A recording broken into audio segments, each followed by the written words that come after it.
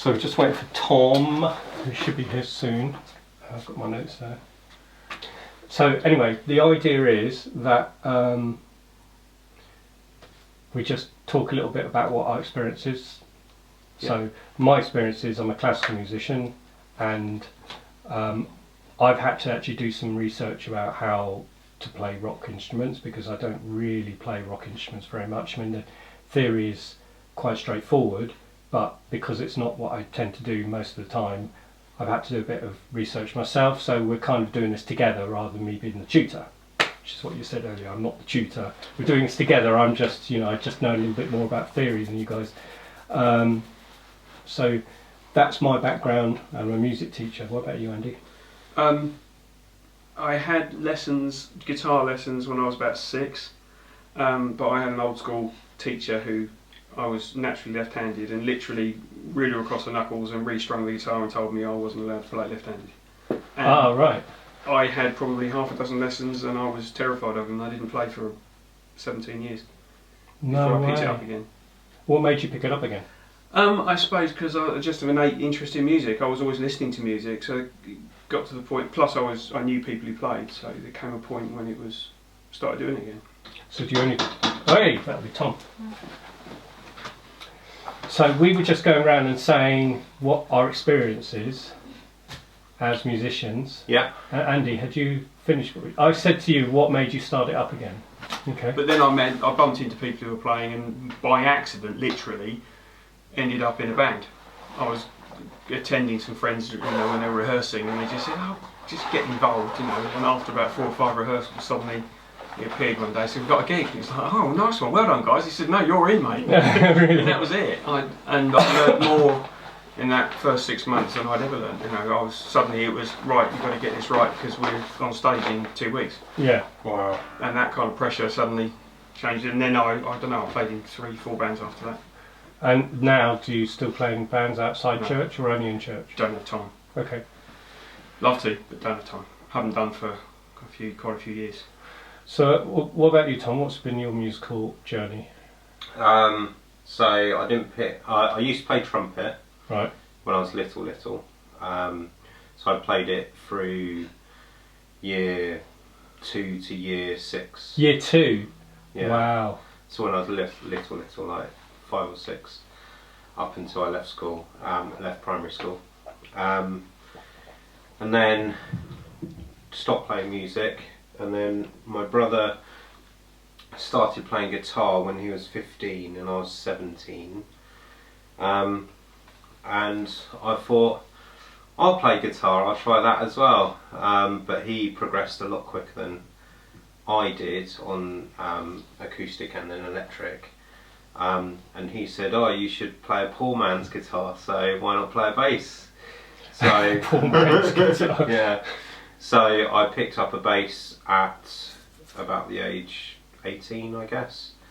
Rob Sutton said that we needed a bassist at church, so I self-taught very badly for about a year and played in church. Very simple chords or not played at all, because I can't play by ear. I couldn't play by ear back then, still can't play by ear. And I guess the thing that I've noticed is musically I've probably got to a plateau, because I'm doing the same stuff all the time and I just play for church. I've dabbled with kind of chords, not chords, scales and things like that, but not really looked much into it because actually I'm getting by at church in terms of what I'm doing. I'm not being challenged. That's one of the things that was coming up on the WhatsApp discussion a couple of weeks ago, wasn't it? That actually you reach a plateau at church because, no disrespect to the music, but it's quite simple. Yeah. And you're not really challenged. You're expected. You're there just to serve and do the job. And if it all sounds great and it doesn't distract from worship, everyone's happy. Yeah, and that's it. There's no what's the word? No one's. Yeah, there's no expectation for you to go beyond that. Yeah. And so, Yeah. but I totally understand what you mean. Yeah. I seem to be able to play in a way that doesn't distract from the Yeah. music, and actually it adds to it in a simplistic way, and I've not been asked to do any more. Rach, you've had a bigger musical journey, haven't you? Oh, I don't know. I started learning the piano when I was about 4. Had lessons up until 18. Did all the grades, went up to grade 8. So I did grade 5 theory, which I had to do. I remember it was a struggle to pass it, but I did. I also did flute for a while as well. I went up to grade 5 on the flute. Oh wow. Played in Bournemouth Wind Band with that. Enjoyed that. Haven't played my flute for years now though. Don't know if I'd be able to. You wouldn't be interested in getting together with Jan and fluting it up? I don't know, I'd give it a go again, but piano has always been my main love. And I played in different church bands, probably 4 or 5 different bands, and always played from songbooks, playing the exact notes. So this has been a stretch for me since joining this band, just playing from chords, and I can't play by ear either and improvise.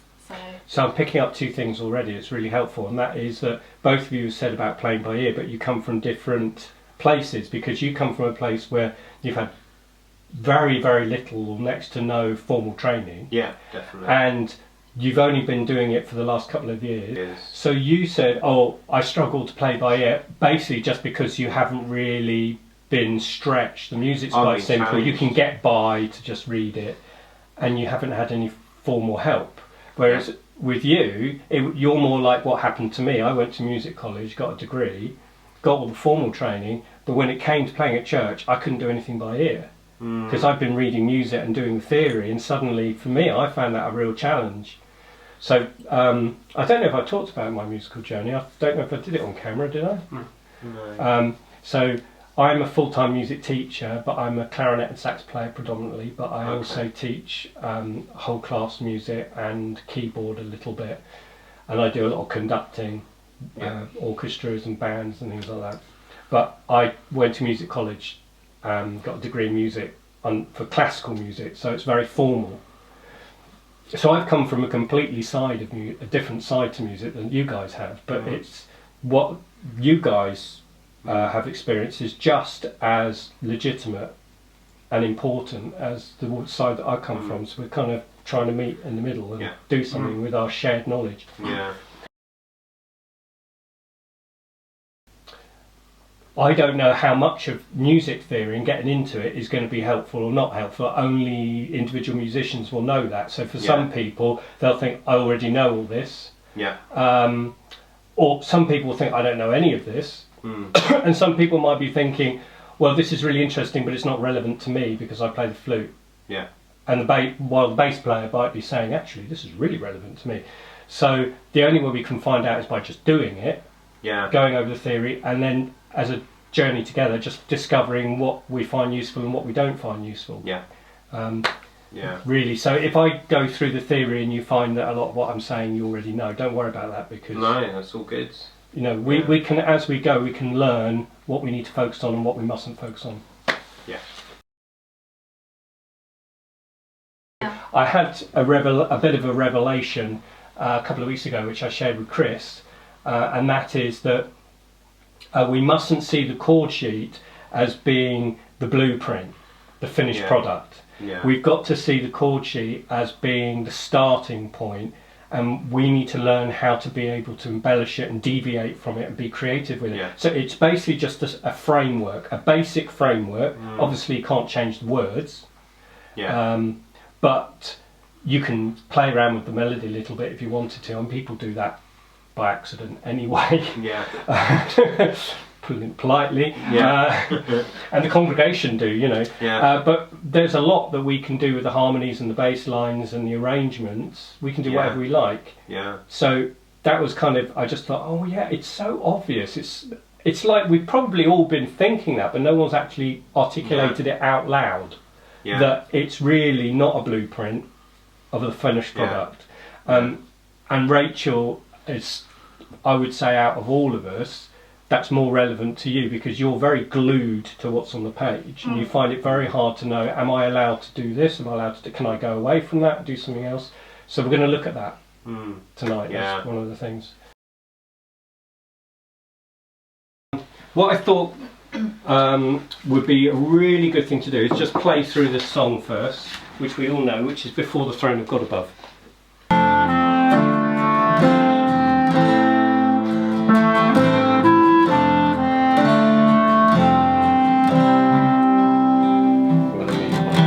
Excellent. Right, so let's talk about the theory. If you want to go back and sit in your comfy seat.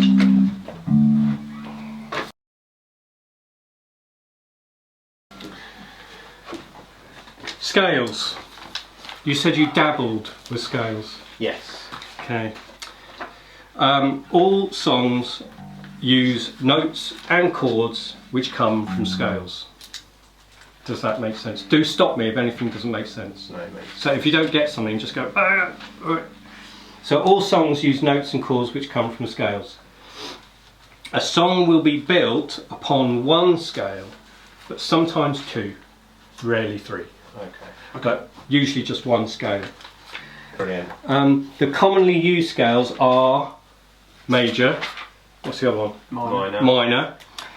And they originate from the 7 basic modes, Okay. which I'm going to talk about very briefly. You don't need to know them all, but I think it's just good to have a little bit of understanding about where scales come from. Because on their own, that's great. okay, they don't mean as much as when you put them in context. So they come from, so major and minor are the most common. They originate from the 7 basic modes. Here is a list of all the modes. So I'm going to write them up and hopefully my pen will work.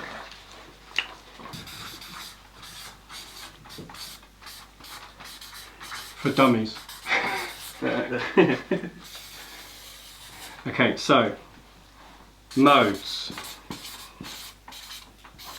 Okay, there are 7. Do you know what any of them are? Few. So number 1 is the Ionian, which is also better known as the major. Number 2 is the Dorian. You might have heard of that one. Yeah. And the Dorian is often used in jazz and sometimes pop music, and it was also commonly used in folk music, English folk music. Yeah. It's not the only mode that was commonly used in English folk music, but Dorian, when I originally said the commonly used scales are major and minor, I nearly put brackets and sometimes Dorian, but I decided not to. Let's just keep it as the commonly used ones are major and minor. But Dorian is often used in jazz, pop. Number 3, now I can't remember the order, is the Phrygian. Some of these originate from Eastern Europe, Russia, places like that. Yeah. So they're not, that's where a lot of these, when you go to those countries, like if you ever went to Bulgaria and you listen to their music and you think, it sounds funny, it sounds different, like the chords and the harmony, it's because they're using a different scale. They're not using major, minor or Dorian. They're using something else. They might be using Phrygian, or they might be using the next one, which is Lydian. Number 5 is my favourite, Mixolydian. Wow. Also known as the dominant scale, but you don't need to know that. Number 6 is the I have to spell it right, Aeolian, also known as the minor. Okay. So basically, the major scale and the minor scale are actually modes, the Ionian and the Okay, that's Aeolian. interesting. And number 7 is the Locrian. Now I can't remember which one it is now. Which is it, the Lydian or the Locrian? One of these two is the scale which is used in the Simpsons theme. Okay. So if you ever wonder why the Simpsons theme is so odd, it doesn't sound like it's in a major key. some of the notes sound wrong. Yeah. They're not wrong. It's because it's not using a major or minor scale. It's using one of the others, and I can't remember which one. But maybe we can look that up at some point. So those are your 7 basic modes. Now you don't need to know all these modes. I'm just showing them for interest. Yeah. If a song uses the scale of C major, for example, it is said to be in the key of C. Yeah. Okay. So it would be using that scale and would be in the key of C. Right, so that's a little background. You don't really need to know this, but if you would like to quickly hear each scale, it's very easy to do it on the piano. So the Ionian, Really like to hear it. Yeah. okay, so the Ionian, which is the major, is all the white notes from C to C. Yeah.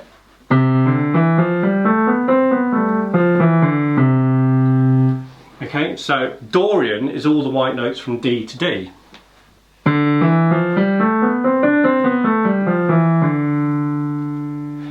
And it's used a lot in jazz because of 2 things. It's got the minor third, and it's also got the tone below. So it's used a lot for that. So Phrygian is all the white notes E to E. And you can, number 4, you can start hearing, they're starting to sound sort of Eastern European now. So the Lydian is F to F.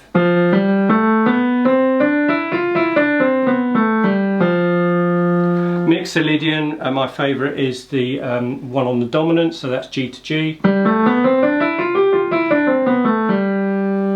Number 6 is the minor, Aeolian, so it's A to A.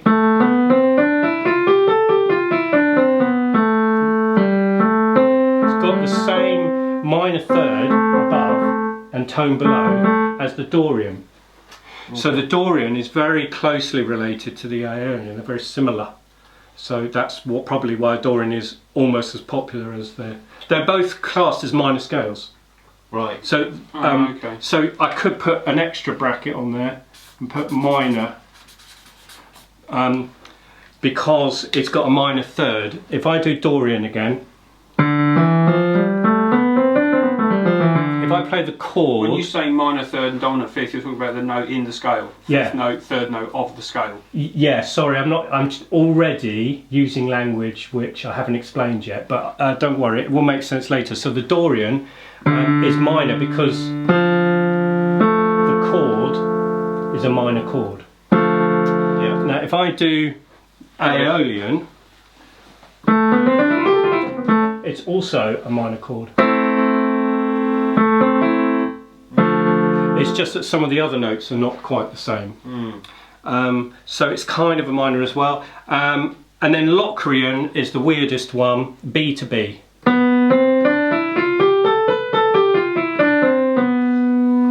So, am I right in saying that although you started on a different note, you're still in the key of C? No. Right. Basically, That's fine. this is why people get confused. Yes. Well, yes and no, it's both. I don't like those kind of answers. There's a lot of things in music theory when it comes to harmonies and chords where you can say it's like, am I playing, is this just a chord or is it a different key? It's both, you know, and that's where it can get a bit confusing. So it's both in the sense that they're all using the white notes. That's kind of why I asked the question, yes. That's what So I was thinking. it's the same as C major because they're all using white notes, but they're also not the same because your starting and your finishing note is different each time. So your tonal centre, what you're hearing in your ear as being the starting note and finishing note, is different each time. And that's how you work out what a key is. It's by the starting and finishing note of the scale. Okay, so I think we should move on. all right, I have got some questions. Well, maybe I'll ask you later. Yeah, because I think I'm if we gonna get bogged down on this, Yep. I think we won't get anything else done. It's fascinating stuff, but it's definitely worth knowing because when you look back on it later on, you'll go, I think I'm beginning to get it now. So that's why I just wanted to mention it. Okay. All right. So we're going to talk about the major tonight. So that song that we just played before the throne of God above is in a major key, and we chose C major. So it's basically the Ionian mode, which is the most common. Okay. So, a bit of practical. To improvise or compose well, you must learn to play major and minor scales on your instrument. For the rest of the session, we will only be using the major scale. Here are the notes for the major scale. So, C major. Obviously, you start on a C. Yeah. So it'll be C, D, E, F, G, A, B, C. Let's just play it on our instruments to get the feel of it. Rachel, do you really need to do this? It's like grade a half theory for you, isn't it? Can I just can I just go into teacher mode for a minute? Gladly. Can I go into teacher mode just for a minute? Yeah. This is where I'm telling you what to do rather Go than for being it. on the journey Yeah. with you, okay? Something I always tell my students, when it comes to practice, when you're practicing something you've not done before,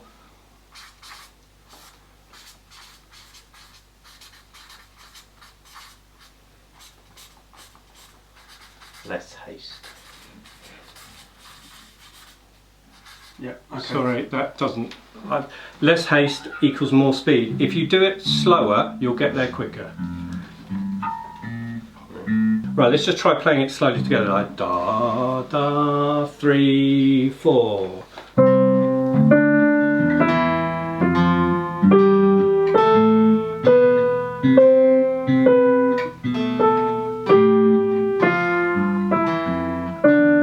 Good. Very often people, when they play scales, they repeat the top note before coming down, but actually normal practice is to go straight back down. So just do each note once. 1, 2, 3, 4.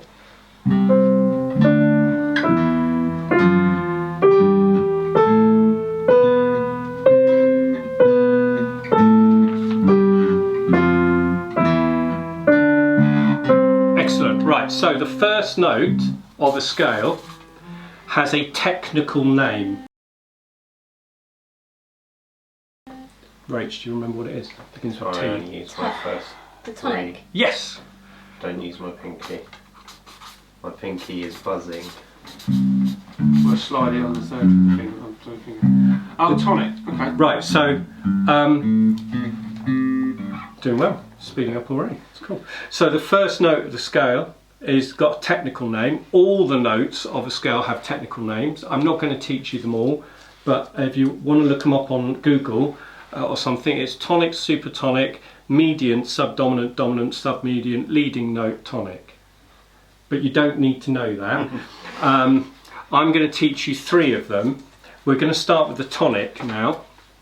The tonic is the most important note because it's the note which we often use at the end of a tune to really show that tune is finished. It's another name for it is the home note.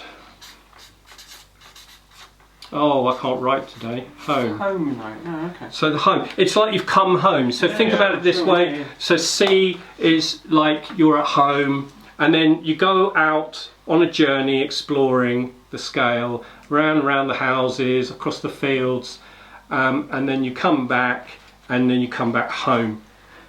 Shut the door. Yeah. So it's a bit like this is where we feel safe. This is where we feel like we finished. We can stop now.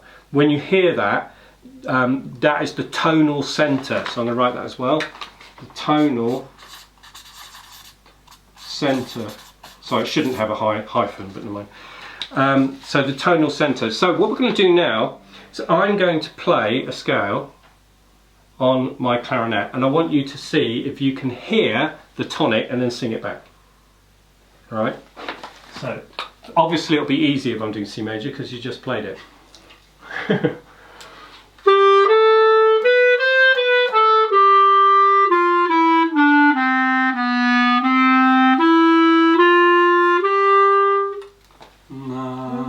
Very good.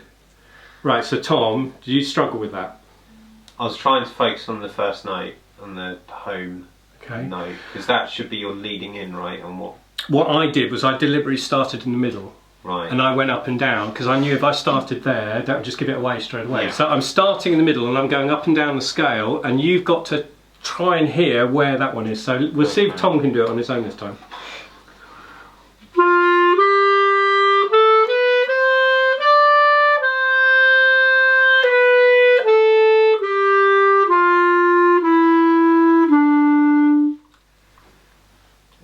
No clue. No clue. No clue. Interesting, right. So I came down the scale. Da da da da da. Yes, right. Didn't resolve it.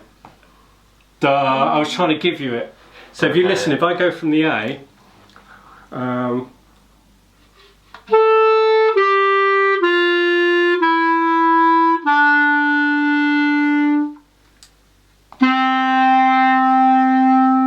can you hear it? Sounds like the end. Yes. But if I'd have gone,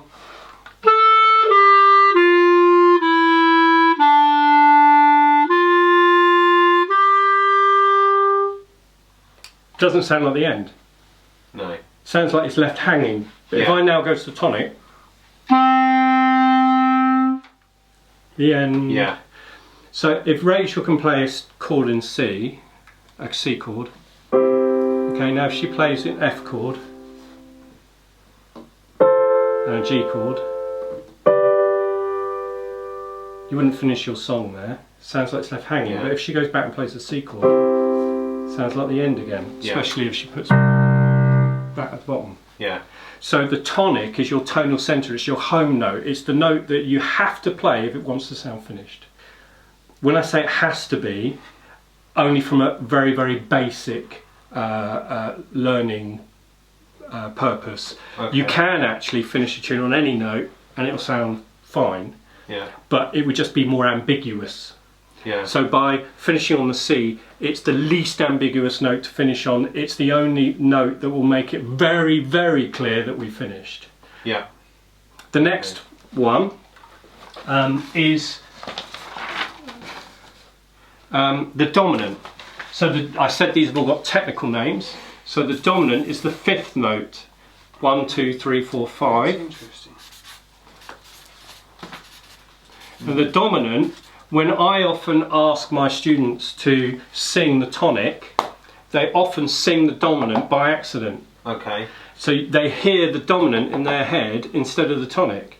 It's the next strongest sounding note in the scale, and that is why it's called the dominant. It dominates. Yeah. So if I play a scale again, if I play the C major scale, and I'll sing the dominant, you can actually hear, oh actually, that almost so sounds like you could finish on that Yeah. note.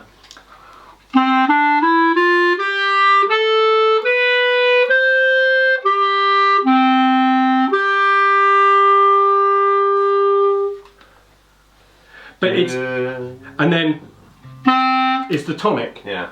You heard the tonic. You got it that time. You got it. I got it that time. You're getting it. You see, it's a concept. Yeah. You're getting it. So I finished on the dominant, and I could have finished there, Yeah. but you heard that you wanted it to go to the Yeah. tonic. Yeah. However, if Rachel plays a C chord when I reach the dominant, okay.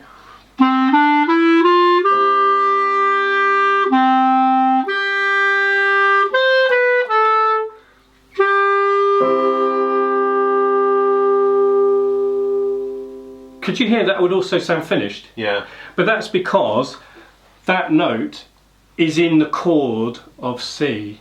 Then it still sounds like it's finished. It's just more ambiguous. So let's see if we can sing the dominant. I'm going to play some scales. I'll start anywhere, go up in a scale, and then sing me the dominant this time. I bet you'll sing the tonic now. I'm going to sing the tonic, yeah.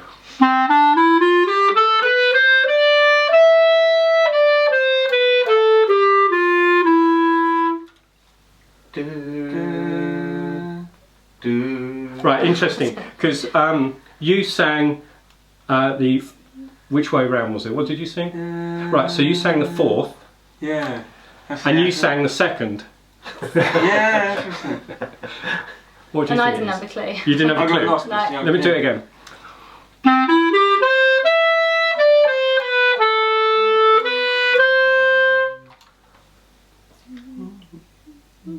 Andy nearly got it. That's the tonic, guys. Rachel's got it. I got the tonic again. La la. But you sang the tonic. Can you see how you can get so confused between the dominant and tonic? Yeah. Because they're both almost equally strong, and both of them are in the C chord. Yeah. Okay, so I'm moving on quickly because we're going to run out of time. No, it's I fine. would love to spend more time just hearing. Yeah. The next one is the subdominant. Sub means under or beneath, doesn't it? Or lower. So that's the one underneath it. So subdominant. Interestingly, it was Andy who accidentally sang the subdominant instead of the dominant, because this is the next strongest sounding note in the key. So tonic would be the strongest, dominant, some people might say the dominant is strongest. But I've learnt not to hear that as the strongest. I think probably when you're a beginner you do hear that as the strongest, but I've learnt not to. So for me, strongest, next strongest, next strongest. So I'll play the subdominant.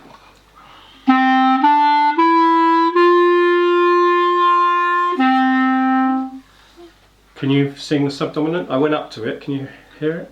La, that's it. And then if you go up one, you get the dominant. La. And if you go to tonic, la.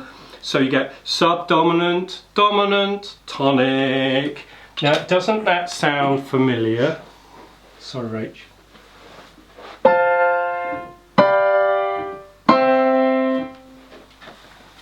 Very familiar. That's in nearly every single song you play. That's because these three notes are the most common notes used, and the chords which are built on them are the most common chords. Right. So that's why. Oh yeah, a bit more practical. Now continuously play the C major scale, I think you've learnt it now, over before the throne of God above, and you'll notice that sometimes the notes harmonise with the chords and sometimes they clash with the chords. So Rach, this is where you're going to help then, because you're going to play the chords very slowly, if that's okay. Yep. And you are going to play the scale, taking it in turns, and as you do it slowly and listen, and you'll notice that if you stop on each note for a second, sometimes they'll seem to fit with the chords and sometimes they'll seem to clash with the chords. Okay, so when they fit they harmonise, when they clash they don't. Right, so Rachel, if you can just slowly play it through at your own leisure, and Tom will just play some of the notes that go up and down the scale.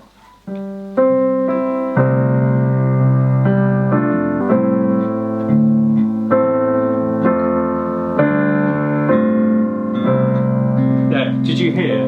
This one didn't work, did it? No. Just didn't work, but the next one did. Yeah.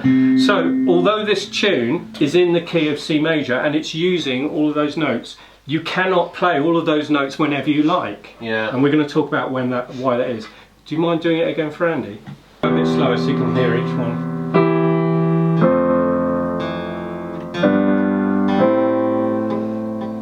Yeah.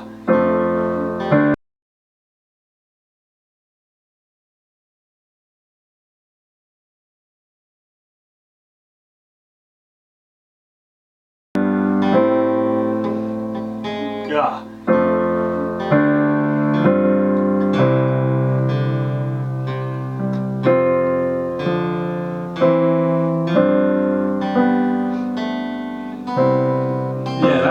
That one was horrible, wasn't it? Okay, thank you. So hopefully that just illustrates the point. Yeah. So this is what happens when people are improvising. They say, but some of the notes don't sound right. How do I know which notes to use and which ones not to use? So that's what we're going to talk about. So if a note clashes, then you can do what Andy suggests, which is you resolve it. Okay. Resolving means that you move to the note above or to the note below, and that's what happened to you. You played a B and it sounded terrible, but when you moved to the C, it resolved the tension. So it's like you've got tension and then resolution, or Yeah. you know, release, if you like. It's always best to just use your ears, since some clashing notes actually work. So some of the notes clashed, but actually they didn't really hurt your ears. Even if you just stay on them and they clash, it can just sound interesting. But other notes, if you stay on them, they just sound wrong, like that B. And you just need to get off it as quickly as you can. Sometimes when I'm improvising, people don't realise I played a note I didn't want to play, but nobody notices because I resolve so quickly. Yeah. And it makes it sound like I did it on purpose. Yeah. And inside I'm screaming, "You idiot!" Yeah. Yeah. Can I ask a simple thing? You can. So say before the throne of God, right? Obviously we were doing the scale whilst you were playing the song. Does that mean that we could play around in the scale the whole way that the song was playing? Yes. You wouldn't need to worry about the notes. That's right. You see that? Because the tune is in the key of C, all you need to do is know what the notes are in the C major scale. Okay. I've chosen this scale because it's the easiest one, because there's no flats and sharps to think about. So all you need to know is it's C, D, E, F, G, A, B, C, and then you can just play up and down that scale. But knowing that the tonic is C, knowing that that's your start and finishing point, will help you to navigate the scale more fluently. Not like when you said earlier where the modes, well, they're all using the white notes, so you've got 7 modes, but aren't they all just C? Yes, they are, but also no, because if I said to you, right, play the Dorian scale over it, you're now making the D your tonic. So you're navigating to and from the D, so your tonal centre's somewhere else, and that changes the way that you improvise. Yeah. You can avoid the clashing notes altogether, if you want to, if you know the chords. So that's what we're going to talk about next. If you want to come and sit down again, Rach, thanks for that.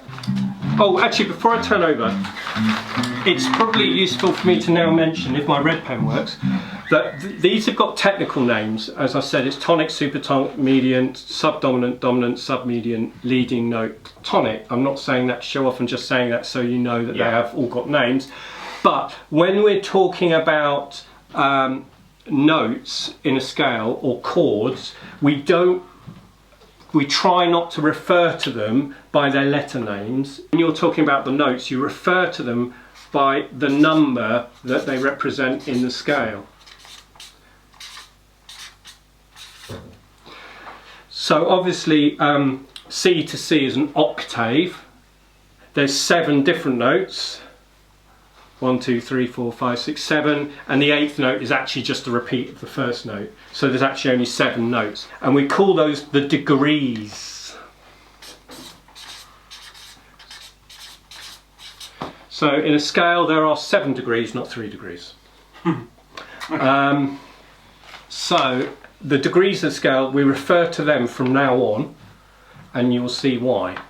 It's to do with the fact that if your leader suddenly said, I don't want to do this in the key of C, I want to do it in the key of D. You just think, well, in the key of C, I was using 1, 3, 5, 6. So now I'll just use 1, 3, 5, 6, but do it in D. Yeah. So you can transfer from one key to the other quicker. So that's why we use degrees of the scale. So if I turn over, and the degrees of the scale, we write them in Roman numerals if you want to do it properly. So it's 1, 2, 3. Learn the degrees of the scale, exclamation mark. Learn what they are. So when we did the tonic, the subdominant and the dominant, what degrees of the scale were we doing? The first, fourth and fifth. That's it. Yeah. So tonic was first, subdominant is fourth, and dominant is fifth. Yeah. So those are the technical names, but 1, 4, 5 is fine. Learn the degrees of the scale. You'll be able to work things out much faster if you do, especially when you change key. Each degree has a chord built upon it, giving us 7 chords for each scale. Follow me? Okay. So in the key of C major, there are actually 7 basic chords. A basic chord uses 3 notes called a triad. So a chord is 3 notes that are not next door to each other. I think I wrote it down. To create a triad, each of the 3 notes must be separated by missing out the note in between them. For example, let's create a triad on the 1st degree C. Triad is just a name for a chord that only has 3 notes in it. So triad is your basic chord, the naked chord. Someone says C major 7, that makes complete sense now. Yeah, so You just put a B on it. exactly, you're there. Good. The notes, right? So the basic triad on the degree C will be, what will they be?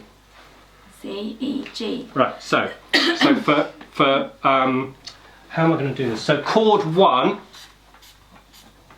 Remember, we're using the degrees of the scale. In C major is C, E, G, because you have to do 1, 3, 5. You have to miss out the one in between. And so on the piano, you're missing out the notes in between. Doorbell effect. Yeah.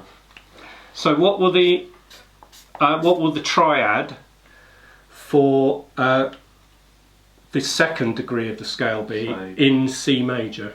D, F, A. Yep. So we're still in the key of C major, but we're building up a chord from each degree of the scale, going up like that. So I could be saying C, E, G like that, D, F, A like that. Yeah. Okay. Number 3 will be, E, G, B. that's right. And that's G, isn't it? A G shape is. Will those ones, like the D and the E, sound like a minor chord though? Yes. Yep. You're a couple of steps ahead of me. Oh, sorry. No. But it would still go if you're playing a piece in C major. Absolutely. Yep. So 4th degree, what would that be? So this is the subdominant, remember? F, A, C. Yep. 5th degree. G, B, D. Oh. Went round. 6th. What are we on? Oh, that's interesting. A, C, D, A, C, E. C, E. Oh yeah, because C. 7. Yeah. B, C, E. B, D, F. Oh no, Yeah. sorry, I was counting the 8th note again, sorry. Yeah, you can't have anything that's next door to each other. No, okay. So this is what they sound like. So chord 1 C, E, G. Chord 2 D, F, A. Chord 3 is E, G, B. Next one F, A, C. G, B, D. A, C, E. B, D, F. C, E, G.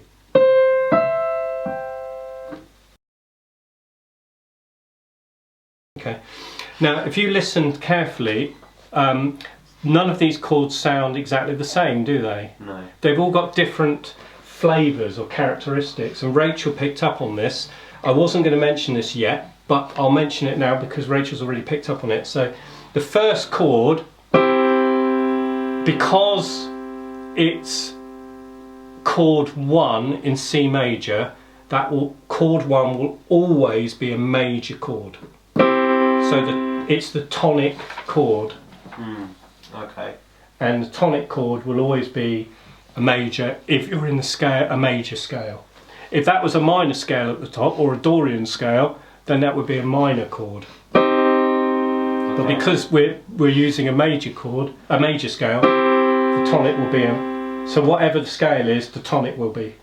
Okay. Okay. And that is also true of the 4th and 5th. So if your chord 4 is also major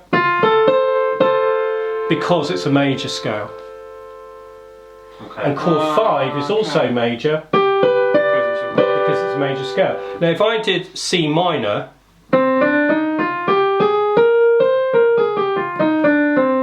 chord 4 is a minor, and chord 5 is a minor. Yeah. But because we're in C major, we're major instead of minor. 4 and 5. So 1, 4 and 5 will always be the same as the chord, the scale. the same as Will the reflect scale, yeah.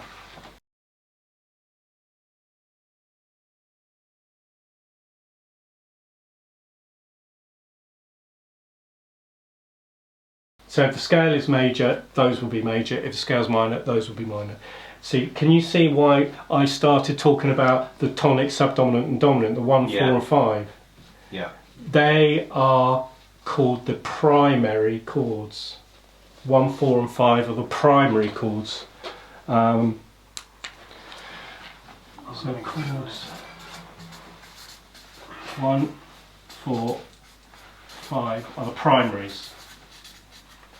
They're the ones close with the closest link to the scale. Okay, so chord 1. Now let's look at chord 2. Tell me whether you think it's major or minor or something else. Here's chord 2.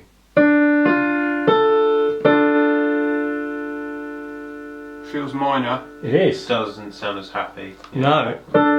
Because if it was major, it would be. Yeah. But it's that.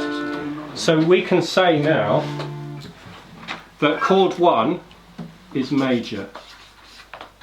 We can say that chord 2 is minor. Right, let's do chord 3 then. So here's chord 1, major, because we're in major scale it has to be. Chord 2, minor. Chord 3.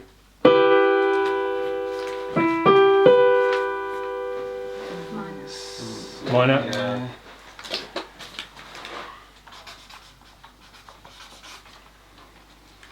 Chord 4 we already know is major. Yeah. Chord 5 is major.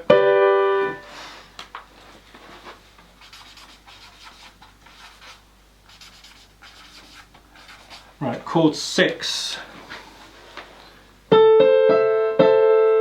Minor. Yep. So your ear is actually quite good. You can tell the difference between major and minor. And chord 7. Minor. Nope. I know why you've said that. You are right and wrong at the same time. It sounds more minory than it sounds majory. If I do a major on B, so we've got a chord that starts on B. If I do a major chord on B, we get this. Yeah. If I do a minor chord on B, we get this. But this is this. It's neither Flat on major. something or Yeah, it's called a diminished. oh, it's diminished, right? Okay. And it's called diminished because I'll tell you quickly the difference between a major and a minor. The difference between a major and minor is the note in the middle sounds lower when it's a minor. Okay. So on chord 2, which is D, F, A, if I make it into a major, you'll hear that the middle note is a little bit higher. Go back to minor. So to make a major chord into a minor, the middle note sounds a semitone lower. It sounds a little bit lower. With a diminished, the second note and the third note are lower. Right. Both of them are lower. Oh, okay. So it's like a minor on steroids. You know, it's kind of like it's really gone down. Yeah. So what's happened is all the distance between the notes has been squashed together. Okay. So it's been diminished. It's been made smaller. Okay. So the distance from this note to the that's top really note helpful, is 'cause I've heard the smaller. expression diminished so many times. That's what it means. It's the diminishing Yeah. the tonal range, Yeah, effectively. exactly. The stretch of this chord has been squashed down between the bottom note and the top note, and it has to be the bottom and the top note to be diminished. Okay. So not just the first two notes, because that would only make it minor. Yeah. But if it's the next note, then it becomes diminished. Right. So when you're playing a song in a major key, you can play any of the notes of C major, and all of the chords in that song, the basic chords, will be these, and that's where the chords come from. The chords come from each degree of the scale. Okay. One of the reasons why I chose Before the Throne of God Above is because it only uses those chords. Right. It does break a few rules, and it does put in a couple of the extended chords, like sevenths and ninths and elevenths and things like that, but you wouldn't know looking at it. It does it sort of secretly. Okay. But basically it uses those. So next, right, so we've eaten cake. The camera. Still eating cake. Still eating cake and tea and stuff. Right, so so we've learnt that chords come from scales, and depending on which degree of the scale the chord is built on, it's major, minor or diminished. Now this particular order of major, minor, diminished is only for major scales. If I was doing minor scales, they would be different order. Okay, just Okay. So in the song Before the Throne of God Above, the first line of the song uses the chords C, D minor and C. So C, D minor and C, which degrees of the scale are those chords from? First and second. First and second. So this is why on the chord sheet it says C, then it says DM. It's telling you to play the D minor chord because, as you can see, the chord built on D is a minor chord. So that's why it says DM. And I think sometimes people who don't understand this, they think, how can it be in the chord key of C but have a minor chord? Yeah. Why is some of the chords minor and some are major if it's a major key? This is why. What I'd like you to do now is try to only play the notes which are in each chord as I play them. So when I'm playing chord 1, you can only play C, E or G. Okay, when I play chord 2, you can only play D, F or A. I'll do it really slowly. 2, 3, 4, back to C, E, G. 2, 3, that's it, back to D, F, A. 2,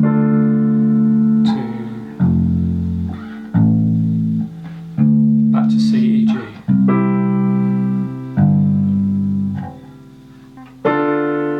That's one.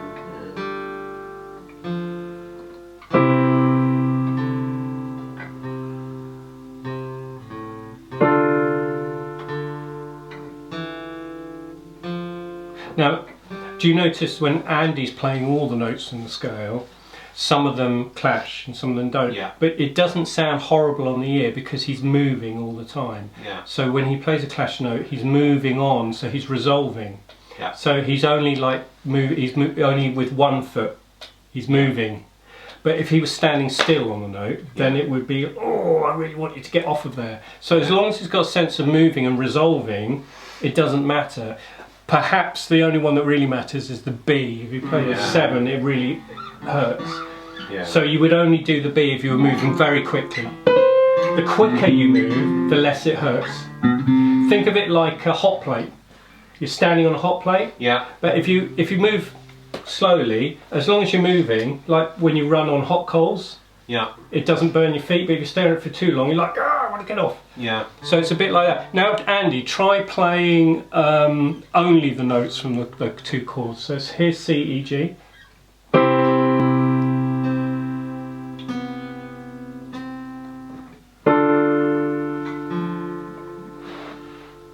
Okay, you're not always playing only the notes in the chords. No, well, sometimes I'm struggling because I'm going, hang on, which note am I actually on? It's hard, isn't it? It is to consciously be aware of every single note you play. Yeah.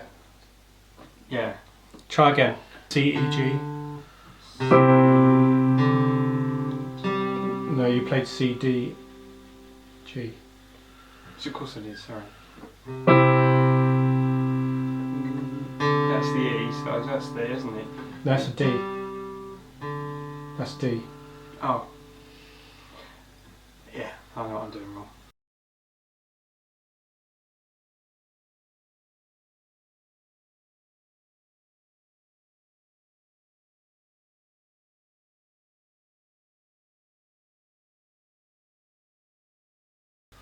Okay. So that's the E. That's it. That's what I'm doing wrong. C.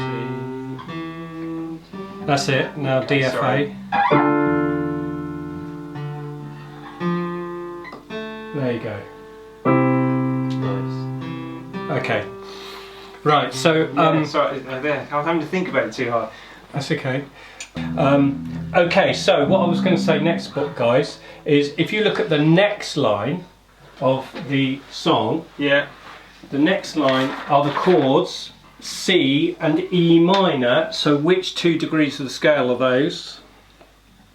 1 and 3. 1 and 3s, which is a major and a minor again. So the next line is it says chord F, G and A minor. Well, F and G are 4 and 5, which is your 2 primary chords, which are major. Yeah. And then A minor, so you've got chord 4, chord 5 and chord 6. And then the 4th line is the interesting one. This is where things get a bit wacky. Because in the 4th line you've got F, D minor, F and C. So which is F, D minor, F, C. So do you realise how we're finishing on the tonic? Remember I said you finish on the tonic, it makes it sound like it's finished. So we've got F, D minor, F, and it sounds like the end of that little verse. Yeah. Now they've made it a bit more interesting because instead of just being F, D, F, C, they've done F, D minor, sorry, play the right chords, F, D minor, F but with a G in the bass, which is nice and crunchy, and then C. So they've stuck the dominant in order to give you the lead into the resolve. Yes, it's exactly what they've done. But actually, do you remember when I said at the beginning that they're extending some of their chords into 6th, 7th, 9th, 11th but they're doing it secretly without telling you.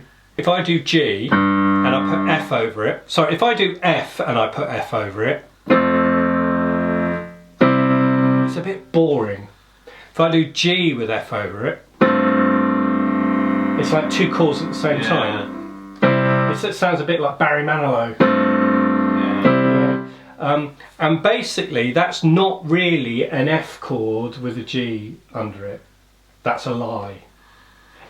Sort of. But it's a truth and a lie at the same time, because it is, but it also really it isn't. What it really is a G chord with a 7th, which is the F. So you've got G7, but just for extra measure they've stuck the 9th and 11th on top.